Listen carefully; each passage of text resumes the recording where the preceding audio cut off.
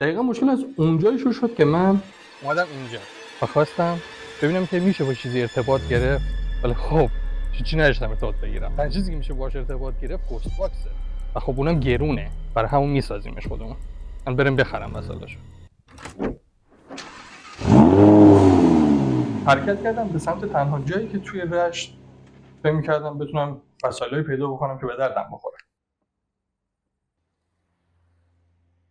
و مشکل اینجا بود که الان این موقع شب همه جا بسته است. پس اومدم خونه. و زمانی که اومدم توی خونه به این فکر کردم که اصلا من نمیدونم اصلا چی میخوام و چه وسایلی نیاز دارم و چه چیزایی رو باید اصلا بگیرم. خب رفتم پیش عموتی. برای عموتی توضیح دادم که میخوام گوست باکس درست کنم و ازش خواستم لیست ابزارهایی که نیاز دارم رو برام بگه. ابزارهایی که برای من لیست کرد یه مدار اصلی توش هست و ماژول اصلی که برای FM هست و یه سری باتری، دکمه و مقاومت، اسپیکر و چیزایی که خب مطمئنا نیاز دارم برای که بتونم گوست باکس رو درست بکنم. و الان دیگه بالاخره همه چیزو دارم. هم صبح میتونم برم همه چی رو بخرم.